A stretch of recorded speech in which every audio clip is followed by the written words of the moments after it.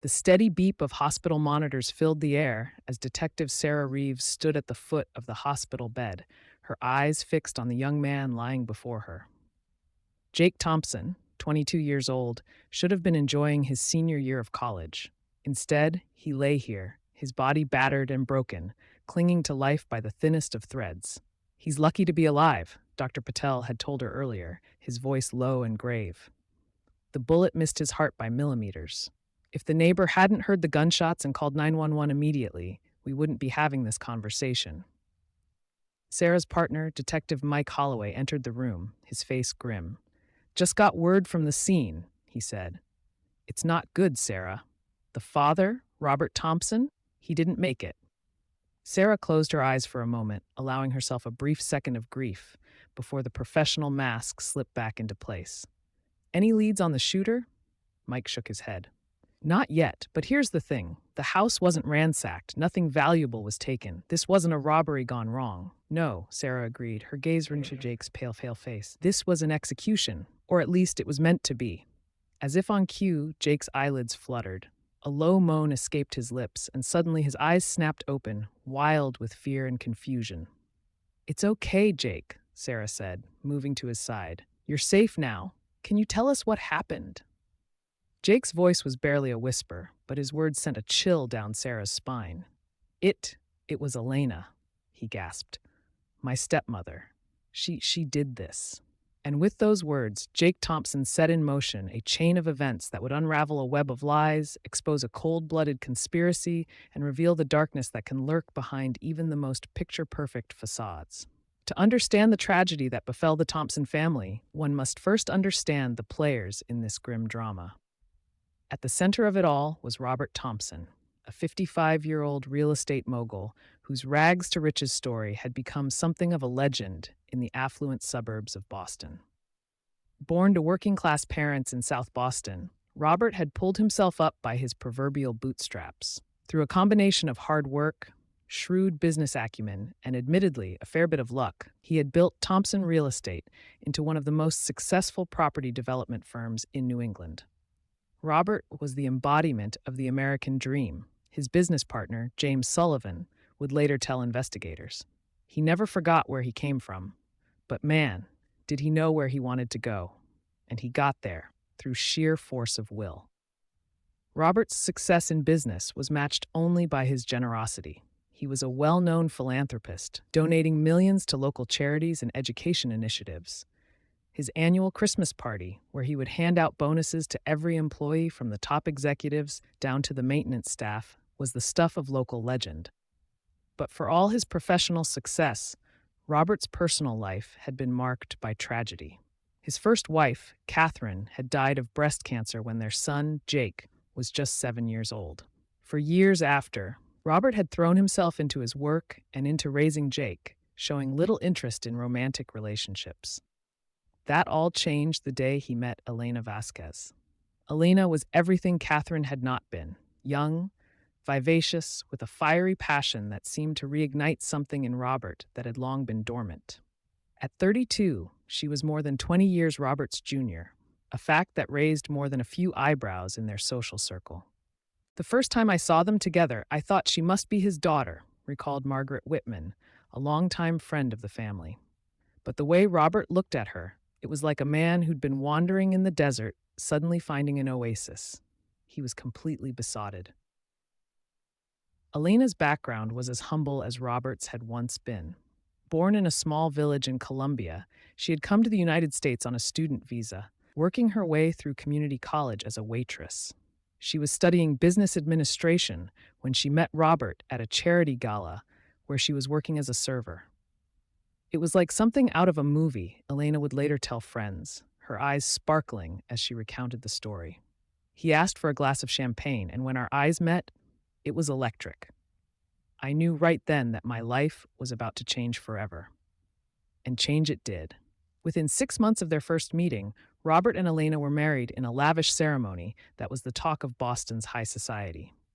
Elena went from serving drinks at galas to hosting them, slipping into the role of society wife with an ease that impressed many and made others suspicious. She adapted so quickly, Margaret Whitman observed. It was almost too perfect, you know? Like she'd been preparing for this role her whole life. If Elena was aware of the whispers and sidelong glances, she never let on. She threw herself into charity work, became a fixture at all the right social events, and seemed determined to win over every member of Robert's inner circle. The one person she couldn't seem to charm, however, was Jake Thompson. Jake, who was 17 when his father married Elena, made no secret of his distaste for his new stepmother. He refused to attend the wedding, and in the years that followed, their relationship remained frosty at best, openly hostile at worst. Jake never gave Elena a chance, Robert once confided to James Sullivan. I keep hoping that with time, they'll warm up to each other, but I don't know. Sometimes I feel like I'm caught in the middle of a Cold War. What Robert didn't know, what none of them knew, was that the Cold War was about to turn hot. Because beneath Elena's perfectly cultivated exterior lurked a heart as cold and hard as the diamonds she so loved to wear. A heart capable of orchestrating a plan so chilling, so calculated, that it would send shockwaves through Boston's elite when it finally came to light. As the Thompsons smiled for the society photographers, as they hosted parties in their sprawling mansion and vacationed on private islands, a clock was ticking. And when it finally ran out, the explosion would leave no one unscathed. Elena Thompson seemed to have it all: beauty, wealth, social status, and a devoted husband who showered her with affection and expensive gifts. To the outside world, she appeared to be living a fairy tale, the kind of rags to riches story that fuels the dreams of countless immigrants. But beneath the designer dresses and million-dollar smile, Elena harbored a secret. A secret that gnawed at her, that drove her every action and decision. A secret that would ultimately lead her down a path of destruction. Elena Vasquez had not come to America seeking the American dream. She had come seeking revenge.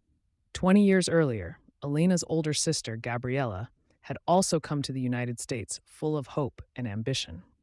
Like Elena, she had worked her way through school, sending money back home to help support their family. But Gabriella's American dream had turned into a nightmare when she fell in love with a wealthy American businessman.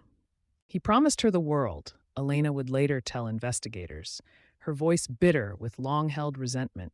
He said he would marry her, give her a better life. Instead, he used her and then discarded her like she was nothing. Gabriella, pregnant and heartbroken, had been unceremoniously sent back to Colombia. The shame and stigma of her situation had been too much to bear. 3 months after returning home, she had taken her own life, leaving behind a newborn daughter and a family shattered by grief. I swore on Gabriella's grave that I would make them pay, Elena said. Not just the man who hurt her, but all of them. The rich Americans who think they can use people like us and throw us away.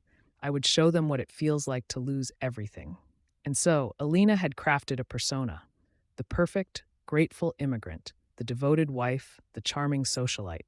She had studied the mannerisms and habits of the wealthy, practiced her English until every trace of an accent was gone, and waited patiently for her opportunity.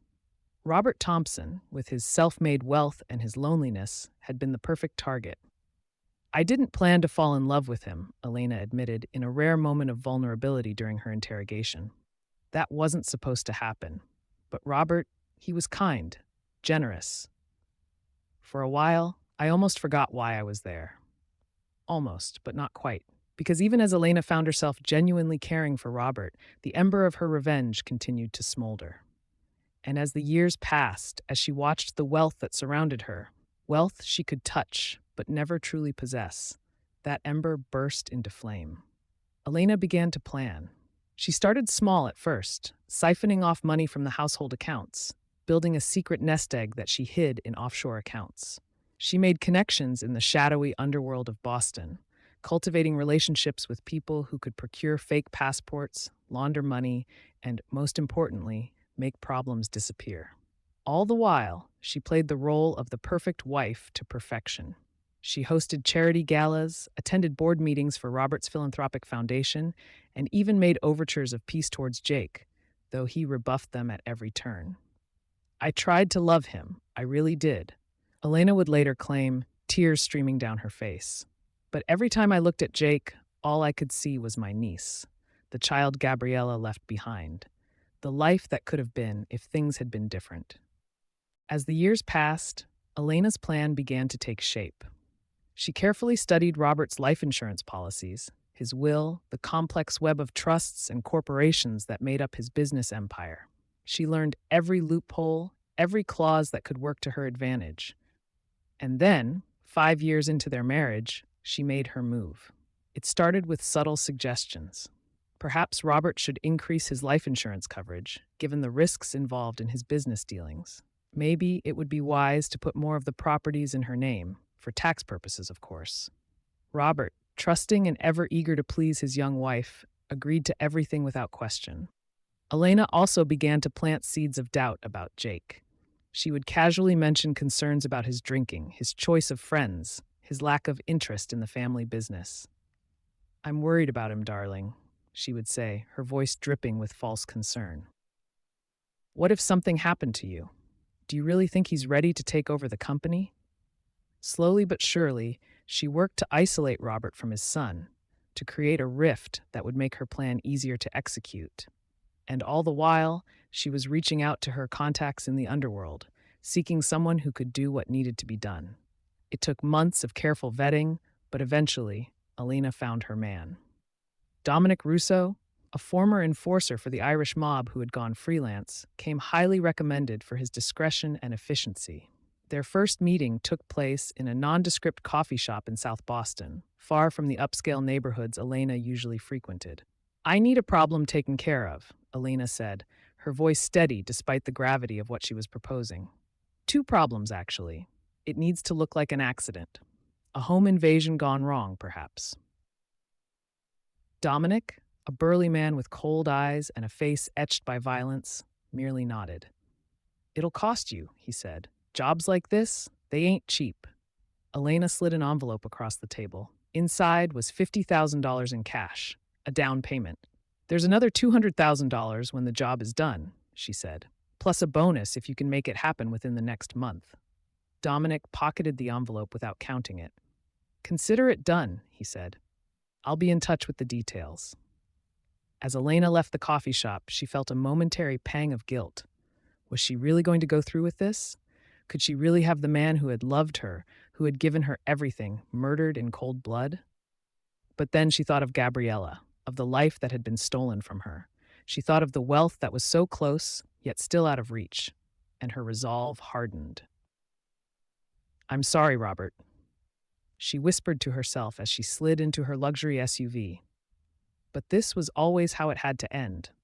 Little did Elena know, her carefully laid plans were about to unravel in ways she could never have anticipated.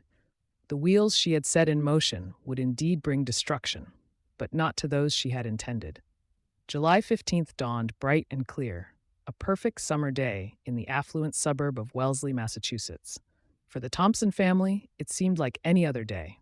Robert headed to the office, Elena had lunch with friends from her charity committee, and Jake, home from college for the summer, spent the day by the pool with his girlfriend, Megan. But as the sun began to set, casting long shadows across the manicured lawns of Wellesley, a sense of unease began to settle over Elena. Tonight was the night everything would change. She had received the text from Dominic earlier that day. "Job's on for tonight. Be ready." Now, as she prepared dinner, a task she usually left to the housekeeper, but tonight was special, Elena's hands shook slightly. She took a deep breath, steadying herself. There was no turning back now. "Something smells good," Robert said, entering the kitchen and wrapping his arms around Elena from behind. "What's the occasion?" Elena forced a smile, turning to face her husband. "No occasion," she said lightly. "I just felt like cooking for my two favorite men." Robert's eyebrows rose in surprise. "Two? Is Jake joining us?" As if on cue, Jake entered the kitchen, his hair still damp from the pool. "Dad, what's going on?" Elena's smile widened, though it didn't quite reach her eyes. "I thought we could have a family dinner," she said. "It's been so long since we all sat down together." Jake's eyes narrowed with suspicion, but before he could say anything, Robert clapped him on the shoulder. "Sounds great," he said. "Let me just go change, and I'll be right down." As Robert left the room, Jake turned to Elena. "What are you playing at?" he demanded. Elena's facade slipped for just a moment, a flash of genuine emotion crossing her face. "Please, Jake," she said softly. "Just let's have one nice dinner, for your father's sake." Something in her tone must have gotten through to Jake, because after a moment, he nodded grudgingly. "Fine," he said, "but I'm doing this for Dad, not for you." The dinner that followed was a strange affair. Elena was unnaturally cheerful, filling the silence with chatter about her charity work and local gossip. Robert, pleased to see his wife and son in the same room without open hostility, eagerly participated in the conversation. Jake remained mostly silent, watching Elena with a wary eye. As Elena served dessert, a rich chocolate cake that had always been Robert's favorite, she felt her phone vibrate in her pocket. Another text from Dominic, in position, 30 minutes. Elena's heart began to race. This was it. In half an hour, everything would change. She excused herself to the kitchen, ostensibly to make coffee, but really to compose herself. She gripped the edge of the marble countertop, taking deep breaths. "You okay?" Elena jumped at the sound of Jake's voice. She hadn't heard him enter the kitchen. "Fine," she said quickly. "Just a bit tired. It's been a long day." Jake studied her for a long moment, his eyes searching her face. "You know," he said slowly, "I've never understood what Dad sees in you. But he loves you. God knows why, but he does. If you hurt him—" "I would never hurt your father," Elena interrupted, the lie tasting bitter on her tongue. "I love him." Jake held her gaze for another moment before shaking his head. "Whatever," he muttered, grabbing the coffee pot and heading back to the dining room. Elena remained in the kitchen, her mind racing. She hadn't counted on Jake's suspicion. Would it ruin everything? Should she call it off? But before she could decide, she heard it. The sound of breaking glass, followed by a muffled thud. Then, gunshots. Two in rapid succession. Elena's body moved on autopilot. She ran to the dining room, already knowing what she would find. Robert lay on the floor, blood pooling around him. Jake was slumped in his chair, his chest a bloody mess. She screamed, the sound tearing from her throat with a violence that surprised even her. As she fell to her knees beside Robert's body, she was dimly aware of the sound of a car peeling away, of neighbors' voices raised in alarm. "Help!" she cried, her voice hoarse. "Somebody help us!" As sirens wailed in the distance, Elena looked at the destruction around her. This was what she had wanted, wasn't it? This was the plan. So why did she feel like her world was ending? In that moment, as she knelt in a pool of her husband's blood, Elena Vasquez Thompson realized a terrible truth. In her quest for revenge, she had become the very thing she hated. And now, there was no going back. The hours following the shooting passed in a blur for Elena. She was vaguely aware of being gently led from the dining room by paramedics, of giving a statement to stone-faced police officers, of being driven to the hospital, where Jake had been rushed into emergency surgery. It wasn't until the cold light of dawn began to creep through the windows of the hospital waiting room that the full weight of what had happened began to settle on her shoulders. Robert was dead. The man who had loved her, who had given her a life beyond her wildest dreams, was gone, and it was all her fault. Jake, against all odds, had survived. The doctors had managed to stabilize him, though he remained in critical condition. As Elena sat in the hard plastic chair of the waiting room, her designer dress stained with her husband's blood, she found herself praying for the first time in years. "Please," she whispered, though to whom, she wasn't sure. "Please let him live. I'll do anything. Just let him live."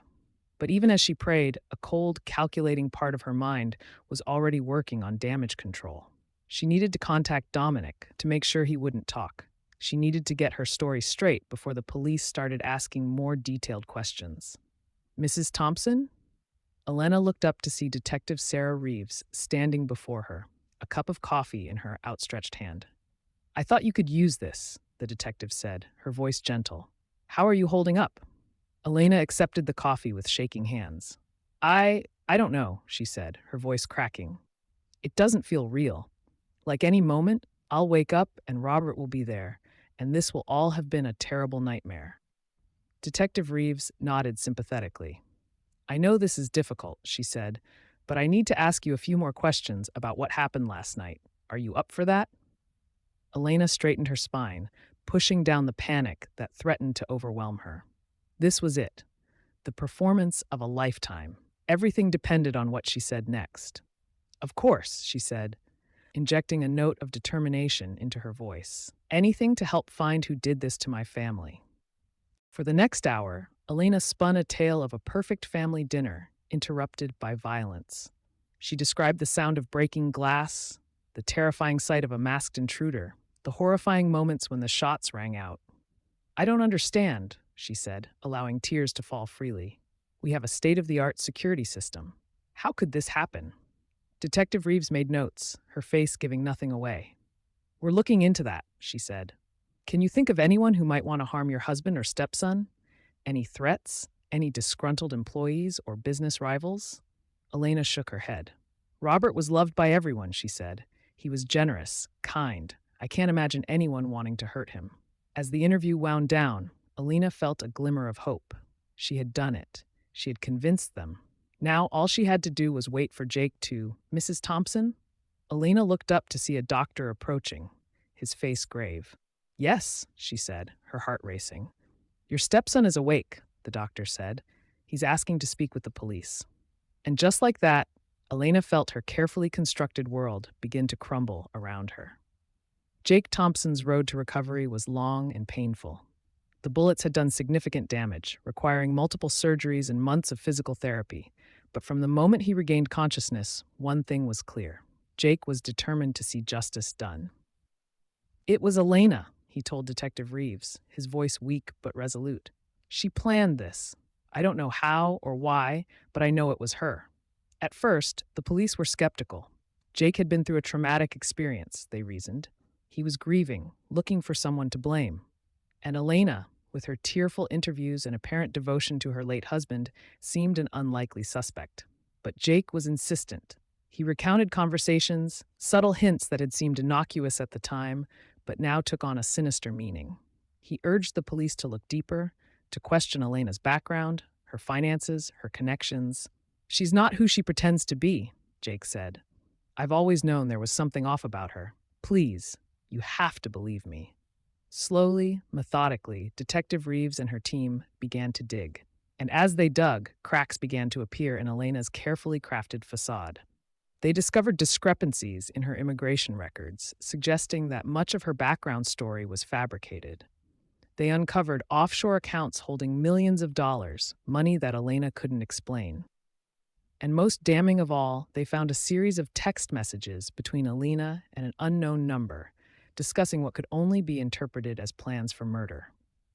As the evidence mounted, Elena felt the walls closing in. She knew it was only a matter of time before the police came for her. In desperation, she reached out to Dominic, hoping he could help her flee the country.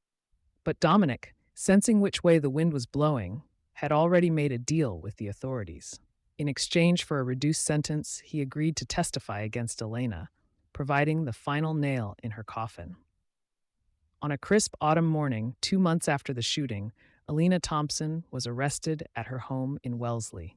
The society pages that had once fawned over her now gleefully reported every sordid detail of her downfall. As she was led away in handcuffs, Elena caught sight of Jake, watching from the window of the home that had once been hers. Their eyes met for a brief moment, and in that instant, Elena felt the full weight of what she had done. She had set out to avenge her sister, to strike a blow against the wealthy Americans who had ruined Gabriella's life. Instead, she had become the very thing she hated, a destroyer of lives, a breaker of families. The trial of Elena Thompson became a media sensation. Every day, the courtroom was packed with spectators eager to catch a glimpse of the woman the press had dubbed the Black Widow of Wellesley. Jake's testimony was the centerpiece of the prosecution's case. Despite still bearing the physical and emotional scars of that terrible night, he took the stand and, in a clear, unwavering voice, recounted the events that had torn his family apart. I lost my father, he said, his eyes fixed on Elena. I almost lost my own life. And for what? Money? Revenge? There's no justification for what she did. None. Elena, for her part, remained largely silent throughout the trial. It was only when she took the stand in her own defense that she finally told her story, the full story, from Gabriella's tragedy to her own misguided quest for vengeance. "I'm not asking for forgiveness," she said, her voice barely above a whisper. "What I did is unforgivable. I'm only asking for understanding. I lost myself in my pain, in my anger. I became the very thing I hated, and I'll have to live with that for the rest of my life." In the end, the jury took less than 3 hours to reach a verdict: guilty on all counts. Elena Thompson was sentenced to life in prison without the possibility of parole. As she was led from the courtroom, Elena caught Jake's eye one last time. In that moment, something passed between them. Not forgiveness, certainly, but perhaps a glimmer of understanding. A recognition of the pain they had both endured, the lives that had been irrevocably changed. And as the doors closed behind her, Elena Vasquez Thompson, the girl from Colombia who had dreamed of revenge, the society wife who had seemed to have it all, the broken woman who had lost everything, began the long journey towards redemption. 5 years after the trial of Elena Thompson, the scars left by her crimes were still visible in the lives of those she had touched. Jake Thompson, now 27, had thrown himself into running his father's company. Under his leadership, Thompson Real Estate had expanded its philanthropic efforts, focusing particularly on programs that helped immigrant families and at-risk youth. "I can't change what happened," Jake told a reporter on the 5th anniversary of his father's death. "But I can try to create something positive from it." That's what Dad would have wanted. The tragedy had changed Jake in other ways, too. Gone was the carefree college student who had clashed with his stepmother. In his place was a serious, driven young man who understood all too well the fragility of life and the importance of family. He had reconnected with his girlfriend, Megan, who had stood by him throughout his recovery and the trial. They were engaged now, planning a small, intimate wedding, a far cry from the society extravaganza that had marked Robert and Elena's nuptials. Detective Sarah Reeves, hailed as a hero for her role in bringing Elena to justice, had been promoted to captain.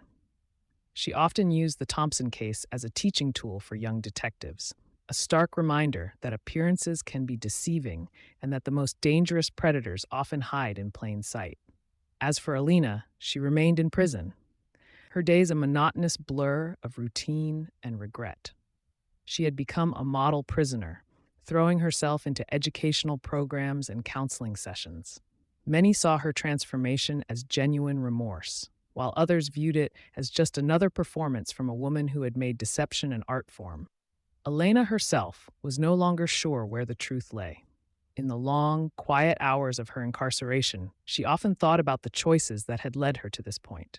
About Gabriella, about Robert, about the life she had thrown away in her misguided quest for revenge. "I thought I was avenging my sister," she wrote in a journal entry that would later be published as part of a true crime book about the case.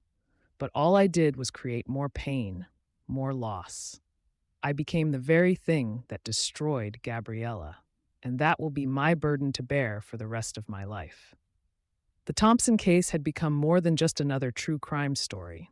It had become a cautionary tale, a stark reminder of the destructive power of revenge and the masks that people wear. In law schools, psychology seminars, and criminology classes, the story of Elena Thompson was dissected and analyzed, a case study in the complexity of human nature and the thin line between love and obsession.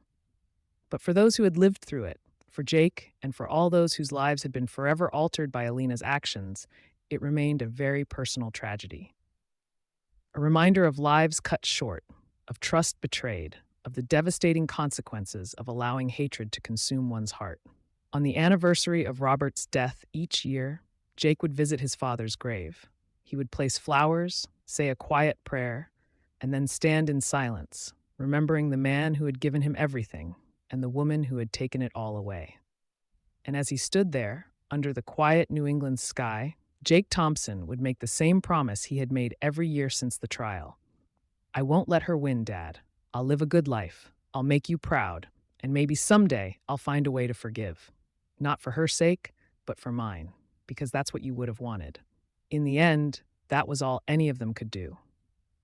Remember, honor, and hope that someday, somehow, the cycle of pain and revenge would be broken. The story of Elena Thompson would live on.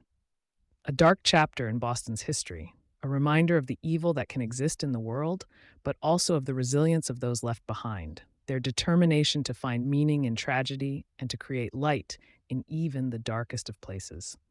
As Jake often said when asked about his experiences, we can't change the past, but we can choose how we let it shape our future. And I choose hope. I choose forgiveness. I choose life. And in a quiet cell in a maximum security prison, Elena Thompson read those words in a newspaper article, tears streaming down her face as she finally understood the true cost of her actions and the long, difficult path to redemption that lay ahead of her.